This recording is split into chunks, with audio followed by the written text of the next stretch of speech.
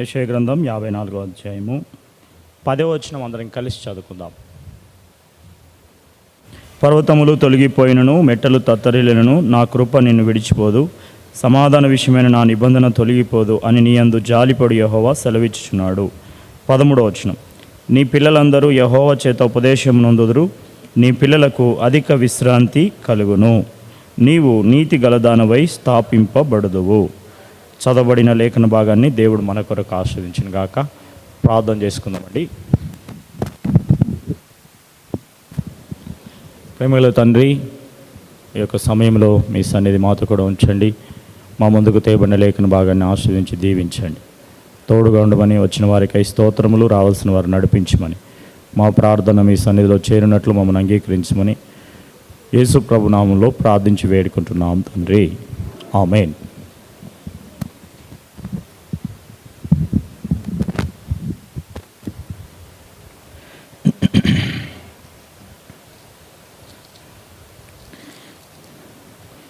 పదమూడవ వచనంలో, నీ పిల్లలందరూ యెహోవా చేత ఉపదేశము నొందుదురు, నీ పిల్లలకు అధిక విశ్రాంతి కలుగును అని రాయబడింది. చూడండి, ఇక్కడ మనం ఆలోచన చేస్తే యెహోవా ఉపదేశిస్తాడు అని ఇక్కడ రాయబడింది. ఇశ్రాయేలు ప్రజలైనటువంటి వారికి వారి యొక్క ఆత్మీయ జీవితాన్ని కొనసాగించడానికి దేవుడు అనేక సార్లు అనేక విషయాలు వారికి ఉపదేశిస్తూ వచ్చాడు. అట్లనే ఆత్మీయ జీవితంలో మనము, మన పిల్లలు దేవుని కొరకై జీవించాలని దేవుడే మనకు ఉపదేశించి నేర్పించి ముందుకు సాగించేవాడుగా ఉంటున్నాడు. ఈ యొక్క సండే స్కూల్ పరిచర్య అనేది చాలా విలువైనటువంటిది. ఈ సండే స్కూల్ పరిచర్య యొక్క ఆరంభాన్ని గురించి మనం చూస్తే, రాబర్ట్ ట్రైక్స్ అనేటువంటి ఒక వ్యక్తి 1736 సెప్టెంబర్ 14వ తారీఖున మేరీ డ్రూ రైట్స్ అనేటువంటి దంపతులకు ఇంగ్లాండ్లో గ్లన్కెస్ట్ అనేటువంటి ఒక ప్రాంతంలో జన్మించాడు. మరి ఆయన చిన్న వయసులో నుండే దేవుడు అంటే ఎంతో ఆశ కలిగిన వ్యక్తి. చిన్న వయసులోనే రక్షణ పొందాడు, బాప్తిస్మం కూడా తీసుకున్నాడు. ఆత్మీయంగా ఎదుగుతూ తన తండ్రికి సహకారంగా ఒక దినపత్రిక వాళ్ళు నడిపిస్తూ ఉండేవాళ్ళు. ఆ దినపత్రిక ప్రింటింగ్లో తన తండ్రికి సహకారిగా ఉండేవాడు. అయితే కొంతకాలం తర్వాత వాళ్ళ నాన్నగారు చనిపోతారు. ఎంతగానో ఆయన బాధపడుతూ ఒక తీర్మానం చేసుకుంటాడు. దేవుడిచ్చే కృపను బట్టి మా నాన్నగారు స్థాపించినటువంటి ఈ దినపత్రికను ఇంకా ఎక్కువగా అనేకులకు తెలియపరచాలి అనేటువంటి ఆశతో తాను ఒక పట్టుదల కలిగి పనిచేస్తూ ఉన్నటువంటి సమయంలో ఆయన గ్లౌకెస్టర్, ఇంగ్లాండ్లో ఉండేటువంటి ఆ పేపర్ అన్నమాట, న్యూస్ పేపర్ గ్లౌకెస్టర్, దీన్ని నడిపిస్తూ ఇంకా కొంతమందికి అవకాశం ఇస్తూ దేవుని బట్టి అనేకమైనటువంటి విషయాల్ని ఆయన తెలియపరుస్తూ జీవిస్తూ ఉన్నటువంటి సమయంలో ఒకరోజు సెయింట్ క్యాథరిన్ అనేటువంటి వీధిలో తన యొక్క పనివారి దగ్గరికి వెళ్తూ ఉన్నప్పుడు అక్కడ అనేక మంది పిల్లలు విచ్చలవిడిగా తిరగడం, తర్వాత ఒకరినొకరు కొట్టుకోవడం, వారి యొక్క వస్త్రములు చినిగిపోయి ఉండడం చూసి ఎంతగానో చలించిపోతాడు. అప్పుడు తన పనివాని యొక్క భార్యను అడుగుతాడు, ఈ పిల్లలు ఎవరు, ఎందుకు ఇంతగా వీళ్ళు అల్లరి చేస్తున్నారు, వీళ్ళు ఎక్కడుంటారు అని చెప్పేసి అడిగినప్పుడు ఆమె ఏమని చెప్తుందంటే, ఈ పిల్లల గురించి మీకెందుకండి, ఈ పిల్లలు మరి ఈ విధంగానే ఉంటారు, ఉదయం లేచింది మొదలు సాయంకాలం వరకు ఆయా పనుల్లోనికి వెళ్ళి కూలి చేసుకొని వారు వచ్చేసి తమ జీవితాలని కొనసాగిస్తూ ఉంటారు. తర్వాత ఆదివారం వచ్చిందంటే చాలు, తినడం, త్రాగడం, ఎగరడం, ఈ విధంగా గంతులు వేయడమే వాళ్ళ పని అని చెప్పి ఆమె చెప్తా వచ్చినప్పుడు ఆ విషయాన్ని విన్నప్పుడు ఆయన ఎంతగానో బాధపడతాడు. వాళ్ళని గురించినటువంటి విషయాలు తెలుసుకొని చాలా చింతిస్తాడు. ఆయన ఏమనుకుంటాడంటే ఇటు ప్రజలైనటువంటి వారికి దేవుని యొక్క వాక్యాన్ని ప్రకటించాలి, ఈ పిల్లల్ని ఒక సరైనటువంటి మార్గములో నడిపించాలి, దేవుని మార్గంలోనికి తీసుకురావాలి అనేటువంటి ఒక ఆలోచన కలిగి ఒకరోజు తన స్నేహితుని దగ్గరికి వెళ్ళి తన స్నేహితునితో ఈ విషయాలు చెప్తాడు. రెవరెండ్ థామస్ స్టాక్ అనేటువంటి తన స్నేహితునితో ఈ విషయాలు చెప్పినప్పుడు, ఇది చాలా మంచి ఆలోచన, దీన్ని మనం కొనసాగించడం ఎంతైనా అవసరం అని చెప్పేసి వారిరువురు కలిసి మరి 1780వ సంవత్సరంలో ఒక నూతన స్కూల్ ఓపెన్ చేస్తారు, సండే స్కూల్. ఆదివారపు స్కూల్లోనికి పిల్లల్ని ఆహ్వానించినప్పుడు చాలామంది ఆ రోజు స్కూల్కి రారు. అయితే మార్పి అనేటువంటి ఒక చిన్నది అక్కడికి వచ్చినప్పుడు అడుగుతాడనమాట. రాబర్ట్ ట్రైక్స్ అడుగుతాడు, ఏంటమ్మా మీరు ఎందుకు రాలేదు, పిల్లలు ఎందుకు రాలేదు అంటే అప్పుడు ఆ అమ్మాయి ఏం చెప్తుందంటే, అవునండి మాకు సరైన బట్టలు లేవు, బట్టలు చినిగిపోయాయి కదా, కాబట్టి మేము స్కూల్కు రావాలి అంటే మాకు బట్టలు సరిగా లేవు కాబట్టి పిల్లలు రాలేదు అని చెప్తాడు. అప్పుడు రాబర్ట్ ఏమంటాడంటే, బట్టలు మంచి బట్టలు వేసుకొని రావాల్సిన పని లేదు, మొహం కడుక్కొని చక్కగా తలదువ్వుకొని మీరు రండి, మీకు అనేకమైనటువంటి దేవుని విషయాల్ని నేర్పిస్తామని చెప్పినప్పుడు ఆ అమ్మాయి వెళ్ళి తన స్నేహితులందరికీ తెలియపరుస్తుంది. ఆ తర్వాత పిల్లలందరూ మెల్లమెల్లగా ఆ సండే స్కూల్కి ఆదివారపు క్లాస్కి పిల్లలందరూ వస్తారనమాట. అప్పటి నుండి ఆయన ఒక సండే స్కూల్ను ఓపెన్ చేసి అనేకమైనటువంటి పిల్లల్ని దేవుని యొద్దకు నడిపిస్తూ సండే స్కూల్ పరిచర్యను ఆరంభిస్తూ ఉన్నాడు. ఆ విధంగా ఆరంభించబడినటువంటి పరిచర్యలో అనేక మంది పిల్లలు ప్రభువును తెలుసుకొని ప్రభునందు విశ్వాసం ఉంచి రక్షణ పొంది దేవుని కొరకు జీవించడము ఆరంభించబడుతూ వచ్చింది. 1811 ఏప్రిల్ 5న రాబర్ట్ ట్రైక్స్ మరణిస్తాడు. అప్పటికి ఆయన పరిచర్యలో 12,50,000 మంది పిల్లల్ని ఆయన ప్రభువులోనికి నడిపించి వారికి దేవుని గురించిన సత్యాన్ని తెలియపరుస్తాడు. 12,50,000 మంది పిల్లలు దాదాపుగా 51 సంవత్సరాలు అనుకుంటా, అంతమందిని ఆయన రక్షిస్తాడు.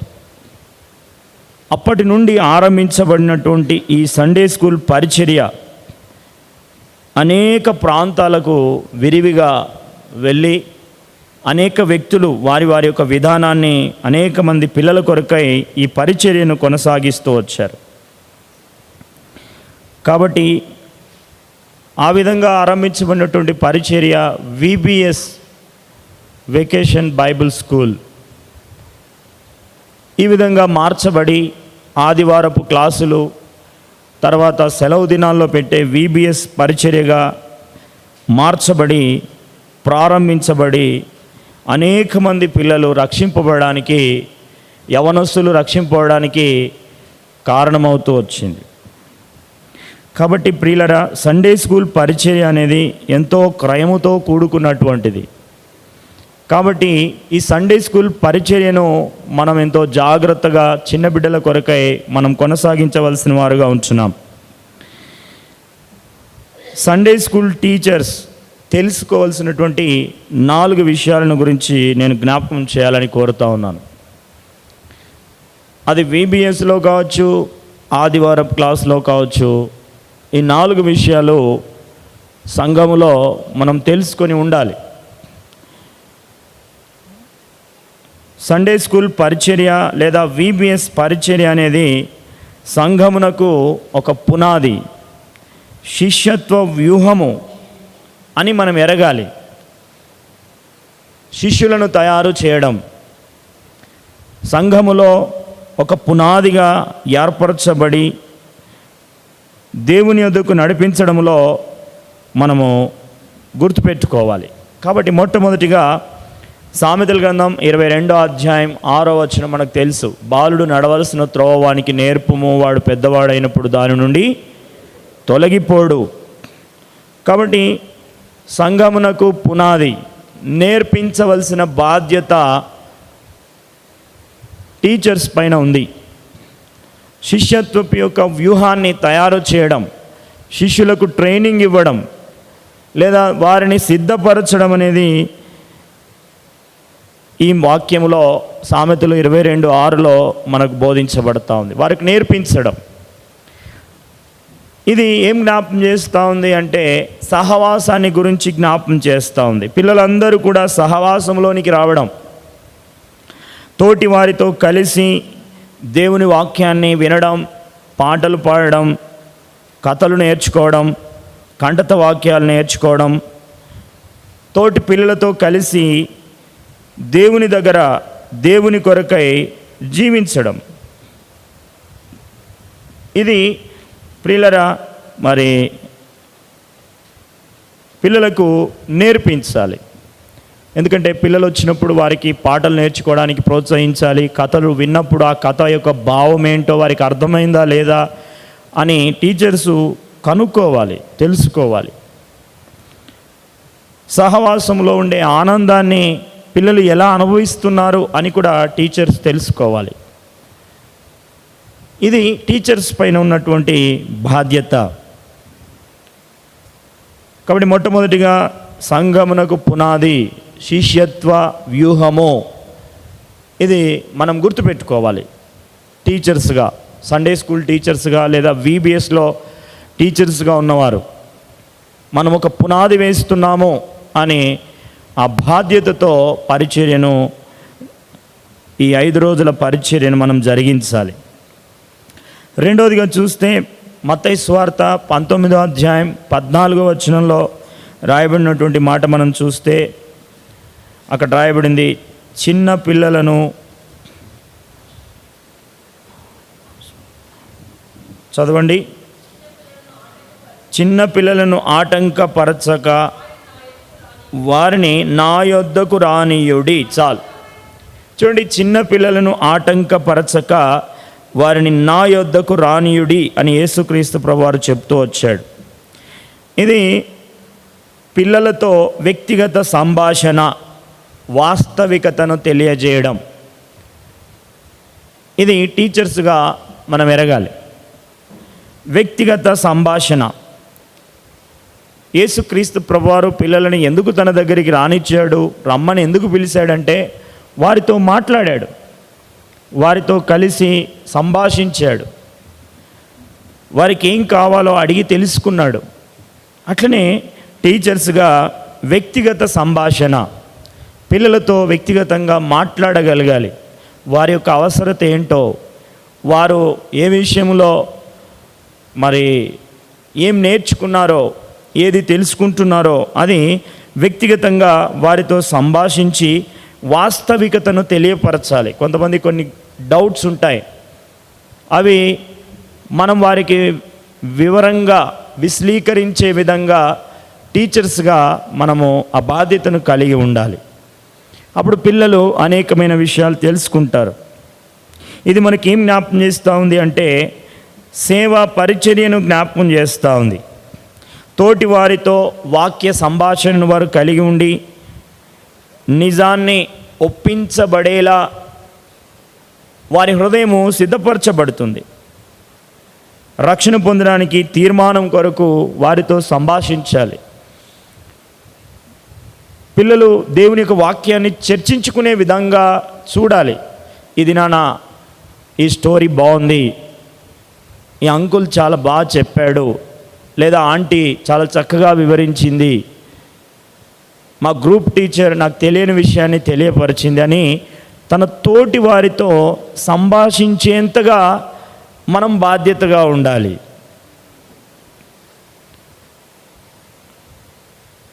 కాబట్టి ఎప్పుడైతే ఈ సేవా పరిచర్యలో మన వంతు బాధ్యతను పిల్లలతో వ్యక్తిగత సంభాషణ కలిగి వారికి వాస్తవికతను తెలియజేస్తామో ప్రియులరా, అప్పుడు పిల్లలు అనేక విషయాలు తెలుసుకొని దేవుని కొరకై నిలువబడేవారుగా, సేవా కొరకై, పరిచర్య కొరకై సంఘములో ఎదిగేవారుగా ఉంటారు. ఇది రెండవ విషయం. ఇక మూడవ విషయానికి వస్తే ఎఫెసీయులకు రాసిన పత్రిక 5వ అధ్యాయము 1వ వచనం. ఎఫెసీయులకు రాసిన పత్రిక 5వ అధ్యాయము 1వ వచనం. కావున మీరు ప్రియులైన పిల్లల వలె దేవుని పోలి నడుచుకొనుడి. చాలు చూడండి, ఇక్కడ కావున మీరు ప్రియులైన పిల్లల వలె దేవుని పోలి నడుచుకొనుడి. దేవుని పోలి నడుచుకోవడం, పిల్లలకు వ్యక్తిగత ప్రార్థన ప్రాముఖ్యతను తెలియపరచాలి. ఈ మూడవ బాధ్యత టీచర్స్ తెలుసుకోవాల్సినటువంటి 4 విషయాల్లో మూడవ విషయం ఏంటంటే పిల్లలకు వ్యక్తిగత ప్రార్థన యొక్క ప్రాముఖ్యతను వారికి తెలియపరచాలి. ప్రార్థన విలువ, మొట్టమొదటిది సహవాసము, రెండవది సేవా పరిచర్య, మూడవది ప్రార్థన విలువ. మనం ఎరగవలసినటువంటి 4 విషయాల్లో ఈ మూడవ విషయాన్ని పిల్లలకు వ్యక్తిగత ప్రార్థన ప్రాముఖ్యతను మనం తెలియపరిచినప్పుడు వారు ప్రార్థన యొక్క విలువను తెలుసుకుంటారు. దేవుడు వారి యొక్క ప్రార్థనకి జవాబిస్తాడు. తమ తోటి వారితో కలిసి వారు ప్రార్థిస్తారు, తోటి వారితో మాట్లాడతారు. మనకి ఏదైనా అవసరత ఉంటే మనం దేవుని ప్రార్థించాలి, దేవుడు మన అవసరతను తీరుస్తాడు, మనకు సహాయము చేస్తాడు అనేటువంటి ఈ ప్రార్థన విలువను వారికి నేర్పించాలి. సండే స్కూల్లో టీచర్స్గా ప్రార్థించేటట్లు వారిని ప్రేరేపించాలి. VBSలో కూడా గ్రూప్ టీచర్స్, ముఖ్యంగా గ్రూప్లో ఆరంభ ప్రార్థన ఒకవేళ మనం చేస్తే క్లోజింగ్ ప్రార్థన పిల్లలతో చేపించాలి. లేదు, ఆరంభ ప్రార్థన పిల్లలతో చేపిస్తే క్లోజింగ్ ప్రార్థన మనం చేయాలి. పిల్లల్ని ప్రేరేపించాలి, ప్రార్థించండి అని. ఆ ప్రార్థన యొక్క విలువను వారికి తెలియపరుస్తూ వ్యక్తిగత ప్రార్థన ప్రాముఖ్యతను వారికి తెలియపరచాలి. అది టీచర్స్ యొక్క బాధ్యత. ఇది మూడో విషయం. ఇక 4వ విషయానికి వస్తే ఎఫెసీయులకు రాసిన పత్రిక 6వ అధ్యాయము 4వ వచనం చూడండి. తండ్రులారా, మీ పిల్లలకు కోపము రేపక ప్రభు యొక్క శిక్షలోను బోధలోను వారిని పెంచుడి. పిల్లలకు వ్యక్తిగత బాధ్యత, దేవుని ప్రణాళికలో వారికి ఉన్న ఆసక్తిని గుర్తించగలగాలి. టీచర్సు ఇవి గమనించాలి. అందుకే ఇక్కడ పిల్లలకు మరి కోపము రేపక వారిని శిక్షలోను బోధలోను పెంచుడి అని రాయబడింది. కాబట్టి ప్రియులరా, వ్యక్తిగత బాధ్యత, దేవుని ప్రణాళికలో వారికి ఉన్న ఆసక్తి, పిల్లలు ఏ విషయంలో ఆసక్తి కనపరుస్తున్నారో, వారికి ఉన్నటువంటి బాధ్యత ఎలా కనపరుస్తున్నారో అది గమనించి వారి ఆసక్తిని గమనించి గుర్తించి వారిని ప్రోత్సహించాలి. కొంతమంది పిల్లలు చాలా చక్కగా విని నేర్చుకొని కంఠత వాక్యాలు చెప్పడానికి ఇష్టపడతారు. కొంతమంది పిల్లలు రంగులు వేయడానికి ఇష్టపడతారు. కొంతమంది మరి దేవుని పనిలో ముందుండడానికి ఇష్టపడతారు. ఇవన్నీ కూడా టీచర్స్ యొక్క బాధ్యత. వారిని ఈ 5 రోజులు వారిని అలా ప్రేరేపిస్తూ పరిచర్యలో వారిని ముందుకు కొనసాగిస్తూ ఉండాలి. ఈ బాధ్యతలను మనం ఎరిగినప్పుడు బోధ, నాలుగో దాంట్లో బోధ, తోటి వారికి క్రీస్తుని గురించి తెలియజేయడం, లేదా వారిని వారికి వారుగా ప్రేరేపించుకోవడం, లేదా తోటి వారిని తీసుకురావడం, తోటి వారిని దేవుని యొక్క VBS పరిచర్య ఉంది కాబట్టి మీరు రండి, అక్కడ చాలా చక్కగా కథలు చెప్తారు, పాఠాలు చెప్తా ఉన్నారని ఈ పరిచర్యలో వారి ఆసక్తి, వారి బాధ్యత మనం గుర్తించి వారిని ప్రేరేపించగలిగితే వారు క్రొత్త వారిని తీసుకురావడానికి అవకాశం ఉంటుంది. వారు దేవుని మందిరంలో ఎంతో హుషారుగా, బాధ్యతగా, యాక్టివ్గా ఉండడానికి కారణమవుతుంది. కాబట్టి ప్రియమైన వారలారా, ఈ 4 గంటల విషయాలు టీచర్స్ గుర్తుపెట్టుకోవాలి. మొట్టమొదటిది ఏంటండి? పిల్లలు సంఘమునకు పునాది. ఇది శిష్యత్వ వ్యూహము అని మనం ఎరగడం. VBS లేదా సండే స్కూల్. అందులో సహవాసం. ఈ సహవాసంలో పిల్లలందరూ చేరి రావాలి. సహవాసంలో ఒకరితో ఒకరు కలిసి పాటలు, వాక్యాలు నేర్చుకోవడానికి ప్రేరేపించాలి. ఇక రెండవదిగా చూస్తే పిల్లలతో వ్యక్తిగత సంభాషణ, వాస్తవికతను తెలియజేయడం, సేవా పరిచర్య. దాంట్లో తోటి వారితో సంభాషించడం, నిజాన్ని ఒప్పించేలా ప్రయత్నించడం. మూడవదిగా చూస్తే పిల్లలకు వ్యక్తిగత ప్రార్థన ప్రాముఖ్యత తెలియజేయడం, ప్రార్థన విలువ, వారిని ప్రార్థించడానికి ప్రేరేపించడం, ప్రార్థనలో ఉన్న శక్తిని వారికి గుర్తింపజేయడం.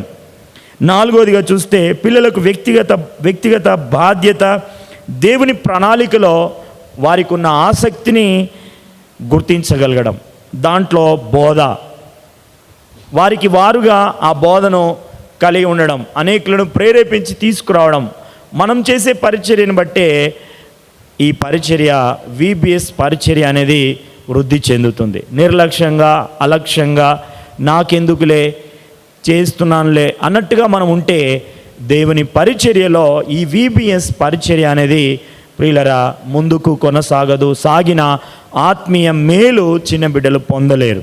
కాబట్టి టీచర్స్గా అది గుర్తించి అలాంటి బాధ్యతతో సమయ పాలన పాటిస్తూ క్లాస్లో కావచ్చు, వ్యక్తిగత గ్రూప్ క్లాస్లో కావచ్చు, సమయాన్ని పాటించగలగాలి. దేవుని వాక్యాన్ని బోధించినప్పుడు పిల్లలు ఎలా వింటున్నారో వారిని గ్రహించాలి, వారిని ప్రేరేపించాలి. వారికి అనేక విషయాలు నేర్పిస్తూ వారిని ఆత్మీయంగా రక్షణలోనికి నడిపించే బాధ్యతను టీచర్స్ కలిగి ఉండాలి. సంఘము అభివృద్ధి కొరకై సంఘములో 5 రకాలైనటువంటి బిడ్డల్ని మనం సిద్ధపరచగలగాలి. ఏ సంఘములోనైతే ఈ 5 రకాలైనటువంటి వారు సిద్ధపరచబడతారో ఆ సంఘము ఎంతగానో అభివృద్ధి చెందుతుంది. దాంట్లో మొట్టమొదటిగా ఆదికాండం 22వ అధ్యాయము 9వ వచనం. ఆదికాండం 22వ అధ్యాయం 9వ వచనం దయచేసి చదవండి. ఆదికాండం 22:9.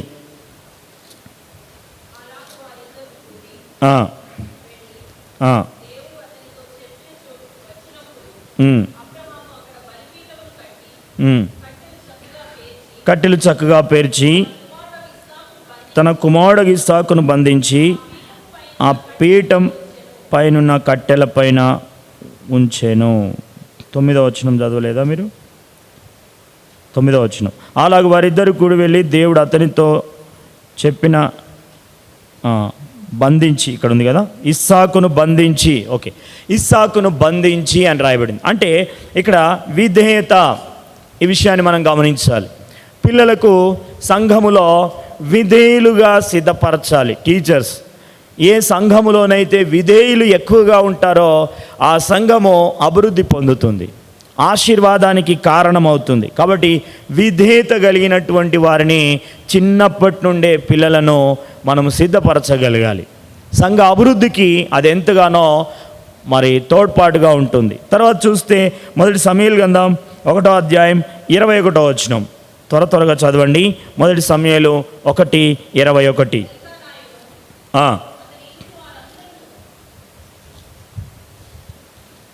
చివరి వచనం 1:21 2:21. మొక్కెను అన్నమాట.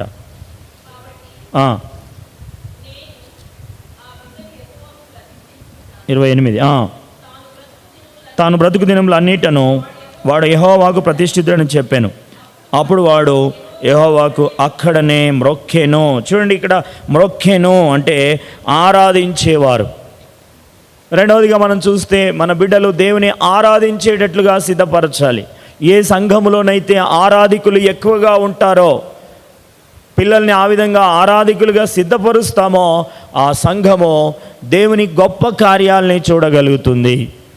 ఆరాధన అనేది దేవుని హృదయాన్ని కదిలిస్తుంది, దేవుణ్ణి మన మధ్యలోనికి తీసుకొని వస్తుంది, మన మధ్యలో నడిచేటట్లు చేస్తుంది, సంచరించేటట్లు చేస్తుంది. కాబట్టి ఏ సంఘములో నిజమైన ఆత్మతో సత్యముతో ఆరాధించేవారు ఉంటారో, ఆరాధించే పిల్లలు ఉంటారో, ఆ సంఘములో దేవుని సంచారం ఉంటుంది. అది మనము మన బిడ్డల్ని ఆ విధంగా సిద్ధపరచాలి. ఇక మూడవదిగా చూస్తే యోహాను సువార్త 6వ అధ్యాయం 9వ వచనం. యోహాను సువార్త 6వ అధ్యాయం 9వ వచనం.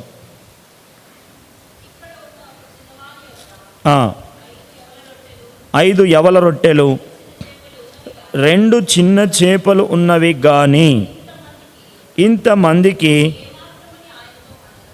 ఇవి ఏమాత్రమని ఆయనతో అనగా, ఇక్కడ చిన్నవాడు ఉన్నాడు, 5 రొట్టెలు 2 చేపలు ఉన్నాయి, 5,000 మంది ఉన్నారు, వారికి భోజనం కావాలి. అయితే ఆ చిన్నవాడు తన దగ్గర ఉన్నటువంటివి యేసు ప్రభు వారికి ఇచ్చాడు. కాబట్టి ఇది మనకేం జ్ఞాపకం చేస్తుందంటే సమర్పణ గలవారిని.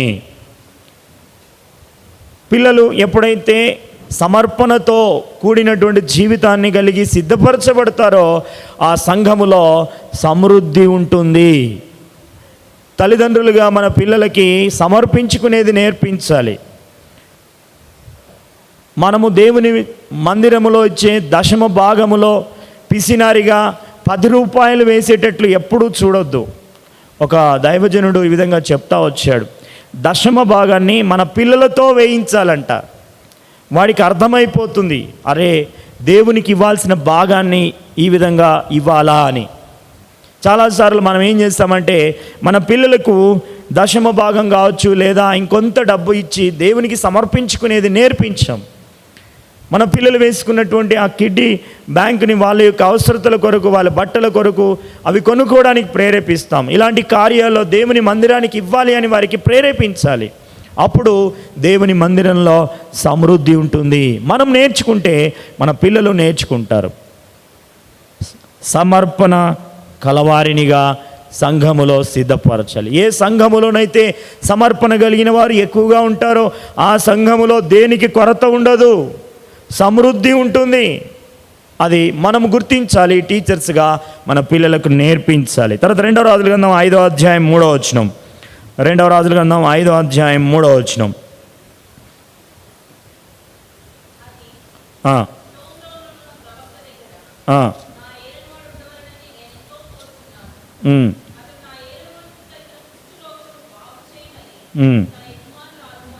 చూడండి, ఇక్కడ మరి ఒక చిన్నది ఉన్నది. ఆ చిన్నది ఇజ్రాయెల్ దేశం నుండి బబులోను దేశానికి బానిసగా తీసుకురాబడింది. ఆ చిన్నది నయమాను అనేటువంటి కుష్ఠ రోగి అయినటువంటి తన యజమానునికి దేవుని గూర్చినటువంటి గొప్పతనాన్ని తెలియపరిచింది. షోమ్రోన్లో నా యజమానుడు ఉన్నాడు, అక్కడికి వెళితే నా యజమానుడు బాగైపోతాడు అని చెప్తా వచ్చింది. అంటే దేవుని యొక్క గొప్పతనాన్ని తెలియపరిచే వారిని, సువార్తను చెప్పేవారిని సంఘములో సిద్ధపరచాలి. మన బిడ్డలు దేవుని వాక్యాన్ని, సువార్తను ప్రకటించే వారినిగా సిద్ధపరచాలి. ఏ సంఘములోనైతే సువార్త ప్రకటించేటువంటి దేవుని గొప్పతనాన్ని ప్రకటించేవారు ఉంటారో ఆ సంఘములో అభివృద్ధి ఉంటుంది, ఆత్మల రక్షణ కలిగి ఉంటారు. సంఘములో అనేక ఆత్మలు చేర్చబడతాయి. తోటి వారికి సువార్తను చెప్పి దేవుని ఇంటికి తీసుకురావడం. కాబట్టి ఏ సంఘములోనైతే సువార్త పరిచర్యను కలిగి ఉండే బిడ్డలు ఉంటారో ఆ సంఘము అభివృద్ధిని కనపడినటువంటి సంఘముగా మనం చూడగలం. నశించిపోతున్న ఆత్మల గురించినటువంటి బాధ్యత, భారము కలిగి ఉండడం, ఇది 4వ విషయం. కాబట్టి దేవుని గొప్పతనాన్ని గురించి చెప్పి సువార్తను ప్రకటించి ఆత్మీయ అభివృద్ధి కొరకై పాటుపడడం, ఇది మన బిడ్డలను ఆ విధంగా సిద్ధపరచాలి. ఇక 5వ విషయాన్ని చివరిగా చూస్తే అపోస్తుల కార్యములు 12వ అధ్యాయము 14వ వచనం. ఆమె పేతురు స్వరము గుర్తుపట్టి సంతోషము చేత తలుపు తీయక లోపలికి పరిగెత్తి కొనిపోయి పేతురు తలుపు దగ్గర నిలుచున్నాడని తెలిపెను. ఇక్కడ ఒక చిన్నదాన్ని మనం చూస్తూ ఉన్నాము, రోదే అనేటువంటి చిన్నది. పేతురు చెరసాల్లో వేయబడ్డాడు. సంఘము అత్యాసక్తితో ప్రార్థన చేస్తూ ఉంది. రోదే కూడా తన తల్లిదండ్రులతో ప్రార్థనకు వెళ్ళినట్టుగా చూస్తున్నాం. వారు రాత్రికాల ప్రార్థనలోనికి రోదేను తమ కుమార్తెను తీసుకొని వెళ్ళారు. ఆ ప్రార్థనలో ఆమె పాలు పొందుతూ వచ్చింది. కాబట్టి సంఘములో మన బిడ్డల్ని ప్రార్థించే వారినిగా సిద్ధపరచాలి. ఎప్పుడైతే పేతురు దూతల చేత విడుదల పొంది వారు ప్రార్థన చేస్తూ ఉన్నటువంటి ఇంటి దగ్గరికి వచ్చినప్పుడు పేతురు యొక్క స్వరాన్ని గుర్తుపడుతూ వచ్చింది. ప్రియులరా, ఇక్కడ పేతురు యొక్క స్వరాన్ని గుర్తుపట్టి వారికి తెలియపరిచిందిగా మనం చూస్తూ ఉంటున్నాం. కాబట్టి దేవుని స్వరాన్ని ఎవరైతే గుర్తుపట్టగలరో వారు దేవుని సేవకుల యొక్క స్వరాన్ని కూడా వారు గుర్తిస్తారు. ఎందుకంటే దేవుని సన్నిధిలో, దేవుని మందిరములో, దేవుని సేవకులతో పిల్లలు ఎంతగా సన్నిహితంగా ఉంటారో వారు అనేకమైన ఆత్మీయ విషయాలు నేర్చుకొని దేవుని స్వరాన్ని గుర్తుపడతారు. దేవుని యొక్క సేవకుల స్వరాన్ని గుర్తుపడతారు. దేవుని స్వరాన్ని గుర్తుపట్టే వారు సంఘములో ఉన్నప్పుడు అక్కడ దేవుని సమాధానం ఉంటుంది. ఏ సంఘములోనైతే దేవుని స్వరాన్ని గుర్తించేవారు ఎక్కువగా ఉంటారో ఆ సంఘము సమాధానకరంగా ఉంటుంది. కాబట్టి మన పిల్లలు ఈ 5 అంతల అనుభవంలో వచ్చేటట్లుగా టీచర్స్ బాధ్యతను వహించాలి. మొట్టమొదటిగా విధేయత కలిగిన వారిని, ఆరాధించు వారిని, సమర్పణ గలవారిని, దేవుని గొప్పతనాన్ని, సువార్తను చెప్పేవారిని, ప్రార్థించేవారిని సంఘము సిద్ధపరుస్తుందో ఆ సంఘము ఆశీర్వదించబడుతుంది.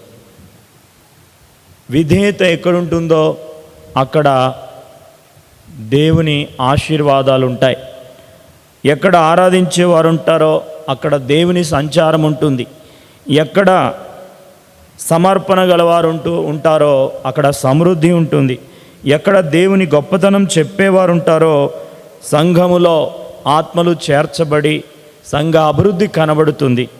ఎక్కడైతే ప్రార్థించేవారు ఉంటారో వారు దేవుని స్వరాన్ని గుర్తుపట్టి దేవుని సమాధానం కలిగి ఉంటారు. కాబట్టి ఇక్కడ యెషయా గ్రంథంలో 54వ అధ్యాయంలో రాయబడిన ప్రకారంగా నీ పిల్లలు యెహోవా చేత ఉపదేశమును పొందుదురు. కాబట్టి దేవుని యొక్క ఉపదేశము ఎల్లప్పుడూ మన బిడ్డలకు తెలియపరచాలని దేవుడు కోరుతూ ఉంటారు. కాబట్టి టీచర్స్గా VBSలో, సండే స్కూల్లో ఆ విధంగా మన బిడ్డలకు దేవుని ఉపదేశము తెలియపరచబడేటట్లుగా మనం బాధ్యత వహించినప్పుడు దేవుడు సహాయం చేస్తాడు. పర్వతములు తొలగిపోయిన, మెట్టలు తత్తరిల్లిన నా కృప నిన్ను విడిచిపోదు అని చెప్పాడు. కాబట్టి దేవుని కృప మనపైన, మన బిడ్డలపైన, మన కుటుంబం పైన ఎల్లప్పుడూ ఉంటుంది. కాబట్టి ఆ విధంగా మనం ఈ 5 అంతల అనుభవంలోనికి టీచర్స్ కలిగి ఉన్నప్పుడు మన సంఘము అభివృద్ధి అవుతుంది. ఆ విధంగా దేవుడు మనకు, మన పరిచర్యకు, మన కుటుంబానికి, సంఘానికి, చిన్న బిడ్డలకు తోడైండి నడిపించునుగాక. దేవుడి వాక్యాన్ని దీవించునుగాక.